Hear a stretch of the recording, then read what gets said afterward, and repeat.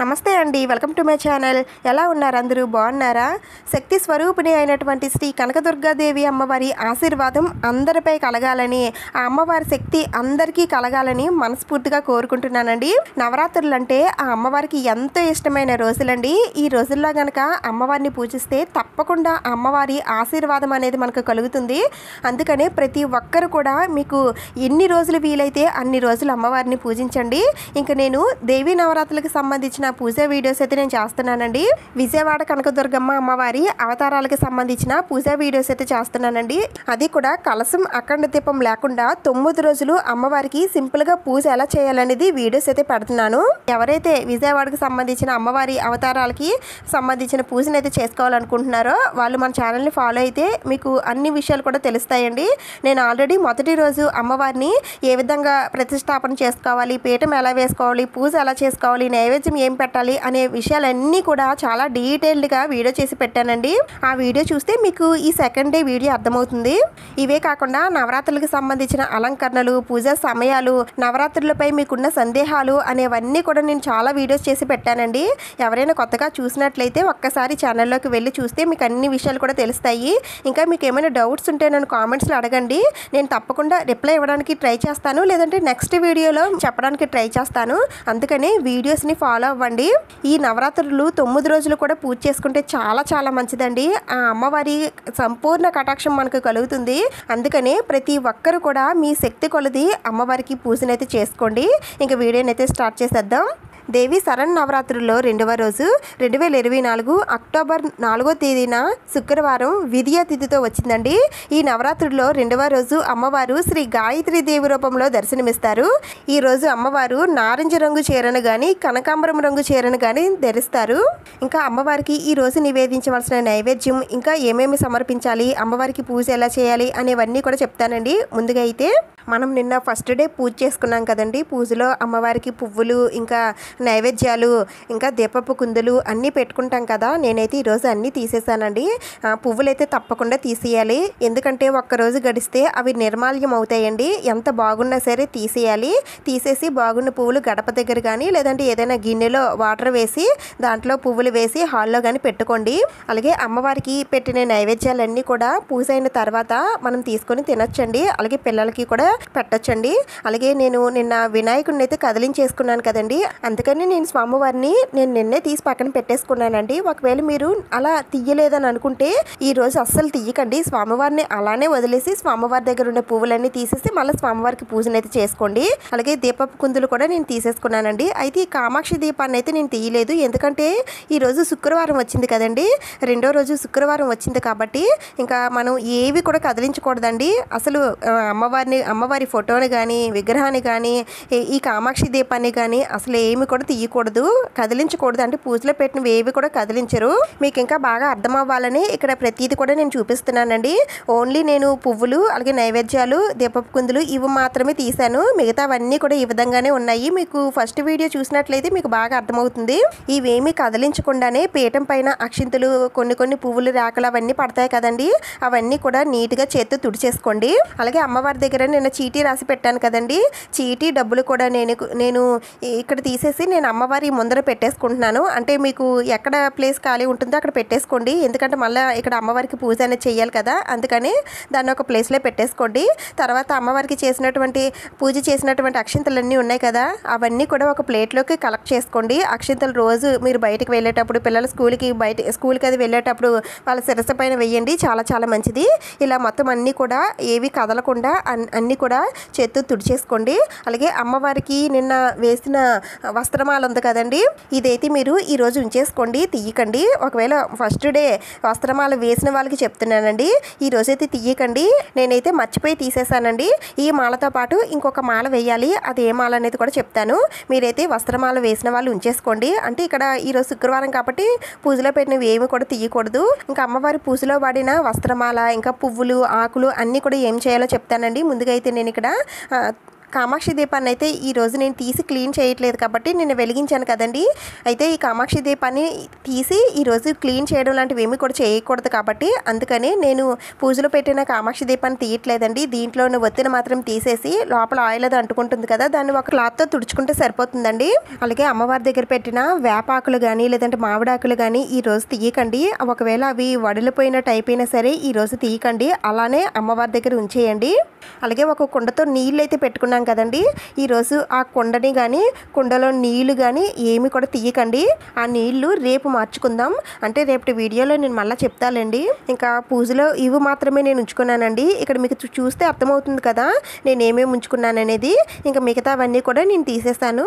ఇవన్నీ కూడా మీరు ఉదయాన్నే చేసుకోవాలండి. మీరు పూజ చేయడానికి ముందుగానే ఇవన్నీ తీసి అమ్మవారి దగ్గర అంత పీఠాన్ని అంతా శుభ్రం చేసుకొని అమ్మవారి పీఠం ముందర, అంటే మీరు పీఠం వేసుకుంటే పీఠం ముందర, లేదంటే పూజా మందిరంలో చేసుకుంటే పూజా మందిరంలో ఎక్కడైనా సరే ముందుగా క్లాత్తో తుడిచి తడిగుడ్డ పెట్టుకొని ఒక ముగ్గు వేసుకోవాలండి. చీపురుతో ఎట్టి పరిస్థితుల్లో తొడకండి.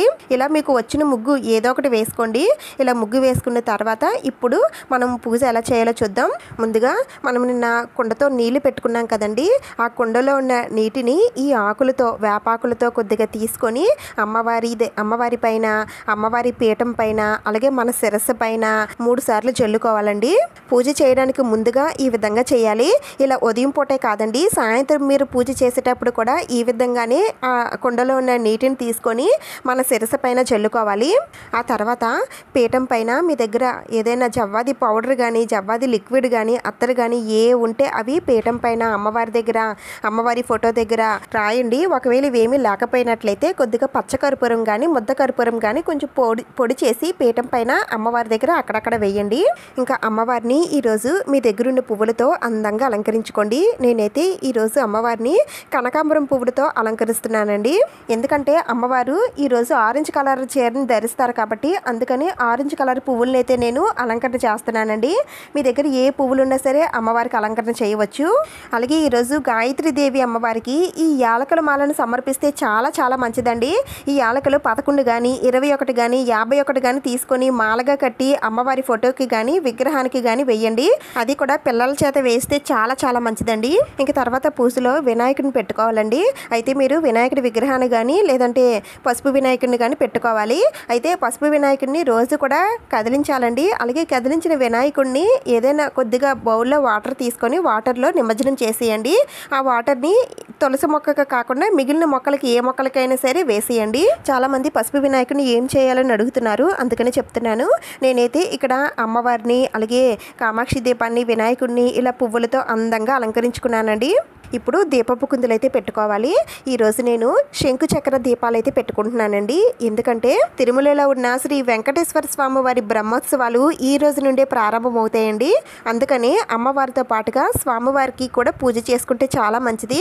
అందుకని నేను ఇక్కడ శంకు చక్ర దీపాలు అయితే పెట్టుకున్నానండి. ఇంకా తర్వాత ఈరోజు శుక్రవారం కదండి, అది కూడా నవరాత్రుల్లో వచ్చే శుక్రవారం చాలా విశేషమైనది. అందుకని ఈ రోజున ఐశ్వర్య దీపం పెట్టుకుంటే చాలా చాలా మంచిదండి.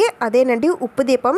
అయితే అది కూడా ఒక్క దీపం కాదు, మొత్తం 5 దీపాలు అయితే పెట్టుకోవాలి. ఎందుకంటే గాయత్రీదేవి అమ్మవారు 5 ముఖాలను కలిగి ఉంటారండి. అందుకని 5 దీపాలు పెట్టుకుంటే చాలా మంచిది. అయితే నేను ఇక్కడ ఇలా 5 ప్లేట్లు అయితే తీసుకున్నానండి. ఈ ప్లేట్లో కొద్ది కొద్దిగా నేను కల్లుప్పు అయితే వేసుకుంటున్నాను. ఈ ప్లేట్ల ప్లేస్లో మీరు ఏదైనా ఆకు పెట్టచ్చు, లేదంటే ప్రమిదలు పెట్టచ్చు, ఏవైనా సరే పెట్టొచ్చండి. దానిపైన మరొక ప్రమిది పెట్టి దీపం కూడా వెలిగించవచ్చండి. అంటే మా దగ్గర ఇన్ని ఇత్తడి ప్లేట్లు కుందులు అవి లేవండి అనుకునేవారు ఒక పెద్ద ప్రమిది పెట్టి దాని నిండుగా ఉప్పు వేసి దానిపైన ఇంకొక చిన్న ప్రమిది పెట్టి దీపం వెలిగించుకోవచ్చు. ఒకవేళ మీ దగ్గర ఇన్ని ఇత్తడి కుందులు ప్లేట్లు ఉన్నాయనుకుంటే ఈ విధంగా పెట్టుకోవచ్చు. ఇంకా దీపారాధనకి మీ దగ్గర ఆవు నెయ్యి ఉంటే వాడండి, లేదంటే నువ్వుల నూనె కానీ కొబ్బరి నూనె కానీ వాడండి. ఇంకా శంకు చక్రాలు నేను స్వామివారి కోసం వెలిగించాను కాబట్టి అందుకని స్వామివారికి ఎంత ఇష్టమైన పసుపు వత్తులు వేస్తున్నానండి. పసుపు వత్తులతో దీపారాధన చేస్తే మంచిది. ఇంకా అమ్మవారికి అయితే ఎరుపు వత్తులతో దీపారాధన చేస్తున్నాను. ఇంకా తర్వాత మీ దగ్గర పచ్చకర్పూరం కానీ ముద్ద కర్పూరం కానీ ఉంటే తీసుకొని కొద్దిగా పౌడర్ చేసి ఈ ఆయిల్లో వేసుకోండి. అలాగే అమ్మవారి పీఠం పైన కూడా అక్కడక్కడ వేయండి, చాలా మంచి సువాసన వస్తుంది. అలాగే ఇత్తడి చెంబుతో నీళ్లు కూడా పెట్టుకోండి. ఇలా పూజకి సంబంధించిన అన్ని సామాగ్రి కూడా పెట్టేసుకున్నాక ఇప్పుడు పూజనైతే ప్రారంభిద్దాం. ముందుగా అయితే ఏకహారతితో దీపారాధన చేసుకోవాలండి. ముందుగా కామాక్షి దీపాన్ని వెలిగించిన తర్వాత శంకుచక్ర దీపాలు వెలిగించండి. ఆ తర్వాత 5 దీపాలు పెట్టుకున్నాం కదండి, అవి కూడా వెలిగించండి. అయితే కామాక్షి దీపం రోజు అలా వెలుగుతూనే ఉండాలని అడుగుతున్నారండి. మీరు 9 రోజులు కామాక్షి దీపాన్ని అలా వెలుగుతూ ఉంచుకోవాలని అనుకుంటే అలా ఉంచుకోవచ్చండి. లేదంటే ఏమీ అవసరం లేదు, దాంట్లో ఆయిల్ ఉన్నంత వరకు వెలుగుతుందండి. తర్వాత గగనం అయిపోయినా పర్వాలేదు. మళ్ళీ మీరు సాయంత్రం కూడా మళ్ళీ దీపారాధన చేసుకునేటప్పుడు మళ్ళీ వెలిగించుకోవచ్చు. ఇలా దీపారాధన చేసుకున్న తర్వాత ముందుగా మనం పూజించాల్సింది వినాయకుడిని అండి. మనం రోజు వినాయకుడికి పూజ చేయాల్సిందే. వినాయకుడికి పూజ చేసుకున్న తర్వాతనే అమ్మవారికి పూజనైతే చేసుకోవాలి. వినాయకుడికి పసుపు కుంకుమ అక్షంతల పువ్వులతో స్వామివారి నామాలు కానీ అష్టోత్తరాలు కానీ మంత్రాలు కానీ శ్లోకాలు కానీ ఏ వస్తావో చదువుకొని స్వామివారికి పూజనైతే చేసుకోండి. ఇంకా స్వామివారికి ధూపం చూపించి నైవేద్యం నివేదన చేయాలి. అయితే బెల్లం ముక్క కానీ అరటిపళ్ళు కానీ లేదంటే డ్రై ఫ్రూట్స్ కానీ లేదంటే పటికి బెల్లం కానీ ఇలా ఏవైనా సరే స్వామివారికి నైవేద్యం పెట్టిన తర్వాత ధూపం చూపించి హారతి కూడా ఇచ్చి స్వామివారి పాదాల దగ్గర కొద్దిగా అక్షింతలు వేసి పూజలో ఎలాంటి ఆటంకాలు అడ్డంకులు పూజని మధ్యలో ఆపేయాల్సిన పరిస్థితి రాకుండా చూడు తండ్రి అని ముందుగా ఆ స్వామివారిని వేడుకోండి. ఇలా వినాయకుడికి పూజ చేసుకున్న తర్వాత ఈరోజు వినాయకుడిని కదిలించకూడదండి. ఎందుకంటే ఈరోజు శుక్రవారం కాబట్టి ఎట్టి పరిస్థితుల్లో స్వామివారిని కానీ అమ్మవారిని కానీ ఏమీ కూడా కదిలించకూడదు. స్వామివారిని అలానే ఉంచేయండి. ఇంకా అమ్మవారికి పూజనైతే చేసుకోవాలి. ముందుగా అయితే మనం వెలిగించుకున్న దీపపు కుందులు అన్నింటి దగ్గర కూడా కొద్దిగా పసుపు కుంకుమ అక్షింతలు వేసి దీపలక్ష్మికి దండం పెట్టుకోండి. ఆ తర్వాత అమ్మవారికి అగరబత్తులతో ధూపం చూపించి కొద్దిగా అక్షింతలు అమ్మవారి పాదాలపైన వేసి, అమ్మ నవరాత్రుల్లో 2వ రోజు పూజ చేస్తున్నాను, నేను చేసే పూజని స్వీకరించి తల్లి అని చెప్పుకొని దండం పెట్టుకోండి. ఆ తర్వాత అమ్మవారి పాదాలపైన కొద్దిగా పసుపు కుంకుమ అక్షింతలు పువ్వులు అన్నీ వేసి దండం పెట్టుకోండి. ఒకవేళ అమ్మవారి పాదాలు ఉంటే ఇలా చేయండి. లేకపోతే అమ్మవారి రూపంలో నిన్న ఒక పసుపు కొమ్మునైతే పెట్టుకున్నాం కదండి, ఆ పసుపు కొమ్ము పైన కొద్దిగా పసుపు కుంకుమ అక్షింతలు పువ్వులు అన్నీ వేస్తూ మీరు పూజ అనేది చేసుకోవచ్చు. ఇంకా పూజలో ఈరోజు జపమాలను పెట్టుకుంటే చాలా చాలా మంచిదండి. మీ దగ్గర జపమాల ఉంటే ఈ విధంగా ప్లేట్లో పెట్టుకొని దానిపైన కొద్దిగా పసుపు కుంకుమ అక్షింతలు వేసి పూజలో పెట్టుకోండి. ఒకవేళ లేకపోయినా ఏం పర్వాలేదు, ఉన్నవాళ్ళు పెట్టుకోండి. ఎందుకంటే గాయత్రీదేవి అమ్మవారు అంటే సకల మంత్రాలకి అధిదేవత అండి. ఏ మంత్రమైనా సరే మనం ఈ జపమాలతోటే మనం లెక్కిస్తాం కాబట్టి అందుకని ఈ జపమాలలు ఏవైనా ఉంటే మీరు పూజలో పెట్టుకోండి. నవరాత్రుల్లో 2వ రోజు అమ్మవారు గాయత్రీదేవి రూపంలో దర్శనమిస్తారండి. సకల వేదాలకి శక్తి స్వరూపిణి అయినటువంటి గాయత్రీదేవి ఉపాసన చేయడం వలన జ్ఞానం బుద్ధి అష్టైశ్వర్యాలు అన్ని రకాల శుభాలు కలుగుతాయి. సకల మంత్రాలకి మూలశక్తి అయిన గాయత్రీదేవి రూపంలో అమ్మని ఆరాధిస్తే అనంత మంత్రశక్తి బ్రహ్మజ్ఞానం కలుగుతాయని మనకి పురాణాలు చెప్తున్నాయండి. గాయత్రీదేవి అమ్మవారు 5 ముఖాలను కలిగి ఉంటారు. ముక్త విద్రమ హేమ నీల ధవల వర్ణాలతో కలిగినటువంటి 5 ముఖాలతో గాయత్రీదేవి అమ్మవారు దర్శనమిస్తారు. ఈరోజు అమ్మవారికి తామర పువ్వులతో కానీ కలువు పువ్వులతో కానీ పూజ చేయాలండి. నేను ఇక్కడ కలువు పువ్వులు తీసుకున్నాను. ఈ పువ్వుల్ని అమ్మవారి దగ్గర పెడుతూ అమ్మవారి అష్టోత్తరాలు కానీ లేదంటే స్తోత్రాలు కానీ కవచం కానీ చదువుకోండి. లేదంటే గాయత్రి మంత్రం ఉంటుందండి, అమ్మవారి గాయత్రి మంత్రం, ఆ మంత్రం చదువుకున్నా పర్వాలేదు. లేదంటే ఓం శ్రీ గాయత్రి మాత్రే నమః అనే మంత్రాన్ని మీకు ఎన్నిసార్లు వీలైతే అన్నిసార్లు చదవండి. ఒకవేళ ఈ పువ్వులు మీకు దొరకకపోయినట్లయితే ఏదైనా సుగంధభరితమైన తెల్లని పువ్వులతో పూజించండి. అలాగే ఈరోజు అమ్మవారిని యాలకులతో పూజ చేస్తే చాలా చాలా మంచిదండి. 108 యాలకులు కానీ లేదా 51 యాలకులు కానీ 21 కానీ 11 కానీ మీకు ఎన్ని వీలైతే అన్ని యాలకులు తీసుకొని ముఖ్యంగా పిల్లల చేత అమ్మవారిని పూజించండి. ఇలా పూజించడం వలన వారికి మంచి బుద్ధి శక్తి వస్తాయండి. సరస్వతీదేవి అమ్మవారిలానే ఈ అమ్మవారి దగ్గర కూడా బుక్స్ పెన్నులు అన్నీ పెట్టి పిల్లల చేత పూజ చేస్తే చాలా మంచిదండి. ఇంకా తర్వాత అమ్మవారికి కుంకుమతో కూడా పూజ చేసుకోండి. అయితే ఈ కుంకుమలు నేను ఇంతకుముందే కిట్ అయితే తెప్పించుకున్నాను కదండి, 10 రోజులకి 10 రకాల కుంకుమలు అయితే మనకి కిట్లో వస్తాయి కదా. 1వ రోజు అని నెంబర్ ఉంటుంది. ఆ 1వ రోజున అమ్మవారికి పూజనైతే చేసుకోవాలి. ఇంకా 2వ రోజు కుంకుమతో నేను అమ్మవారిని పూజిస్తున్నాను. అయితే ఇదే కుంకుమలో రోజు పూజనైతే చేసుకోవచ్చండి. ఒకవేళ ప్లేట్ నిండిపోతే ఆ కుంకుమ ఏదైనా ఒక డబ్బాలో స్టోర్ చేసుకొని మళ్ళీ పూజని మీరు కంటిన్యూ చేయవచ్చు. ఎందుకంటే మనం రోజు కుంకుమ పూజ చేస్తాం కాబట్టి ఒకే దాంట్లో చేయవలసిన అవసరం ఏమీ లేదండి.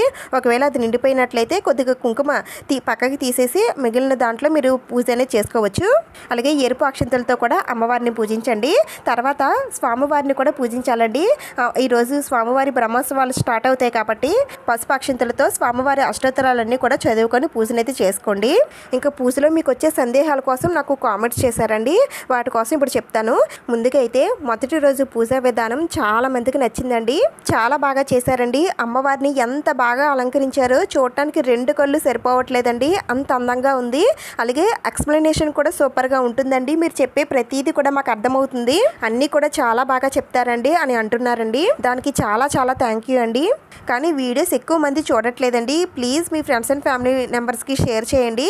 ఇంత కష్టపడి ముందే వీడియో పెట్టినందుకైనా సరే వ్యూస్ వస్తే ఏదో కొంచెం చిన్న ఆనందంగా అనిపిస్తుంది కదా, నెక్స్ట్ వీడియోస్ పెట్టాలని ఇంట్రెస్ట్ కూడా ఉంటుందండి. అందుకని ప్లీజ్ తప్పకుండా వీడియోని చూసి లైక్ చేసి మీ ఫ్రెండ్స్ అండ్ ఫ్యామిలీ మెంబర్స్కి షేర్ చేయండి.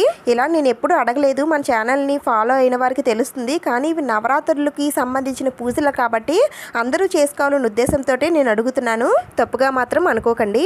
ఇంకా పూజ చేసుకునేవారు మధ్యాహ్నం పూట పడుకోవచ్చు అని అడుగుతున్నారండి. పడుకోవచ్చండి, పర్వాలేదు. మీరు మధ్యాహ్నం పడుకున్న తర్వాత సాయంత్రం పూజ చేసుకునే ముందు మీరు మామూలుగా కంఠ స్నానం చేసేసి పూజనైతే చేసుకోవచ్చు. ఇంకా తర్వాత అమ్మవారి పూజ చేసేటప్పుడు మధ్యలో పీరియడ్స్ వస్తే ఏం చేయాలండి అని అడిగారు. ఆల్రెడీ నేను పూజకి సంబంధించిన సందేహాలన్నీ కూడా ఒక వీడియో చేసి పెట్టానండి. ఆ వీడియోలో చెప్పాను, ఒకసారి చూడండి. అలాగే నేను పూజలో పెట్టిన వస్తువుల కోసం అయితే అడుగుతున్నారండి. ఈ వస్తువులన్నీ కూడా ఎక్కడెక్కడ తీసుకున్నాననేది నేను ముందే వీడియో చేసి పెట్టానండి. అయితే కామాక్షి దీపం ఒకటి నేను చూపించలేకపోయాను, ఎందుకంటే ఆ రోజుకి నాకు ఇంకా కామాక్షి దీపం అందలేదండి. నాకు పూజ చేసే సమయానికి కామాక్షి దీపం అందింది కాబట్టి నేను పూజలో పెట్టుకున్నాను. అయితే దీని కోడ్ నేను డిస్క్రిప్షన్లో ఇస్తాను, ఒకసారి చెక్ చేయండి. మొదటి రోజు కుమారి పూజ చేయాలని చెప్పానండి. అయితే ఆ కుమారి పూజ మీరు మొదటి రోజు చేసుకోవాలి. ఒకవేళ ఆ రోజు కుదరకపోతే నవరాత్రుల్లో ఏ రోజు చేసుకున్నా పర్వాలేదండి. ఇంకా అమ్మవారికి నిమ్మకాయల మాల మొదటి రోజు వేసి 9 రోజులు ఉంచవచ్చా లేదంటే ఎప్పుడెప్పుడు వేయాలని అడుగుతున్నారు. అయితే నిమ్మకాయల మాల అనేది అందరు అమ్మవార్లకి వెయ్యరండి, ఎందుకంటే అమ్మవారు ఒక్కొక్క రోజు ఒక అవతారం ఎత్తుతారు కాబట్టి దాంట్లో లక్ష్మీదేవి అమ్మవారు, సరస్వతీదేవి అమ్మవారు, లలితాదేవి అమ్మవారు ఈ అమ్మవార్లు ఉంటారండి. వారికి అయితే నిమ్మకాయల మాల వెయ్యరు. కొంచెం ఆగ్రహంగా ఉండే దేవతలకు మాత్రమే వేస్తారండి. అంటే దుర్గాదేవి అమ్మవారికి, మహిషాసుర మర్దినీదేవి అమ్మవారికి, చండీదేవి అమ్మవారికి ఇలా కొంతమంది దేవతలు ఉన్నారండి. ఆ రోజుల్లో ఆ సమయం వచ్చినప్పుడు మాత్రమే వెయ్యాలి. నేను అన్నీ కూడా వీడియో చేసి పెడతానండి, మీకు ఇంకా బాగా అర్థమవుతుంది. ఇంకా ఈరోజు గాయత్రీదేవి అమ్మవారికి నిమ్మకాయతో తయారు చేసినటువంటి పులిహోరాన్ని నైవేద్యంగా నివేదన చేయాలండి. దీంతో పాటుగా అమ్మవారికి పాలును కూడా నైవేద్యంగా పెట్టండి. మరిగించిన పాలు ఒక గ్లాసులో తీసుకొని దీంట్లో కొద్దిగా తేనె వేసి అమ్మవారికి నైవేద్యం నివేదన చేయండి. చాలా చాలా మంచిదండి. ఇలా నైవేద్యం చేసినటువంటి పాలుని మీ ఇంట్లో ఉన్న పిల్లలకి ఇవ్వండి. ఆ అమ్మవారి శక్తి సంపూర్ణంగా కలుగుతుంది. పూజలో పెట్టినవన్నీ కూడా పూజ అయిన తర్వాత ఏం చేయాలనేది అన్నీ కూడా నేను ముందే చెప్పేస్తున్నానండి. అది నేను ఎక్కడ చెప్పానా అని మళ్ళీ మీకు టెన్షన్, అది చెప్పానో లేదో నాకు కూడా గుర్తుండట్లేదండి. అందుకనే అది పెట్టేటప్పుడే అన్నీ చెప్పేస్తున్నాను. మొదటి రోజు పూజలో అయితే నేను అన్నీ కూడా ఏది పెడుతున్నానో అది తర్వాత ఏం చేయాలనేది అన్నీ కూడా నేను అన్నీ చెప్పాను. మీరు నోటీస్ చేశారో లేదో నాకు కామెంట్స్లో చెప్పండి. ఈ విధంగా నైవేద్యాలు నివేదన చేయాలండి. ఇంకా సాయంత్రం వేళల్లో మళ్ళీ అమ్మవారికి పూజనైతే చేసుకుంటారు కదా, సాయంత్రం వేళల్లో అమ్మవారికి కుంకుమతో పూజ చేసి అమ్మవారికి ఏమైనా పళ్ళు కానీ పాలు కానీ నైవేద్యం పెట్టండి. అయితే సాయంత్రం పూట అమ్మవారికి పూజ ఎలా చేసుకోవాలనేది నేను ఆల్రెడీ వీడియో మన ఛానల్లో ఉందండి. మీకు వీడియో లింక్ కావాలనుకుంటే నేను డిస్క్రిప్షన్లో ఇస్తాను, ఒకసారి చూడండి. ఇప్పుడు అమ్మవారికి ధూపం వేయాలండి. ఎంత ఎక్కువ ధూపం వేస్తే అంత మంచిదండి. అయితే ఈ ధూపం మీరు గుగ్గులంతో కానీ సాంబ్రాణితో కానీ వేస్తే చాలా చాలా మంచిదండి. ఇవన్నీ కూడా నేను మనకి తెప్పించుకున్న కిట్లోనే ఉంటాయండి. మనకి ఈ పూజకు కావాల్సినవన్నీ కూడా ఆ కిట్లో ఉన్నాయి, అందుకని చెప్తున్నాను. ఇలా ఒక ధూప్ కప్పు వెలిగించి దానిపైనే కొద్దిగా మనం తీసుకున్న ఈ సాంబ్రాణి పౌడర్ వేస్తూ అమ్మవారికి ధూపం అనేది ఇవ్వండి. అమ్మవారికి తాంబూలం కూడా సమర్పించి కొబ్బరికాయను కూడా నివేదన చేయండి. అయితే ఈ కొబ్బరికాయ ఉంటే కొట్టండి, లేకపోయినా ఏం పర్వాలేదండి. ఆ తర్వాత అమ్మవారికి నీరాజనం సమర్పించాలి. అయితే ఈరోజు అమ్మవారికి పంచహారతను సమర్పిస్తే చాలా చాలా మంచిదండి.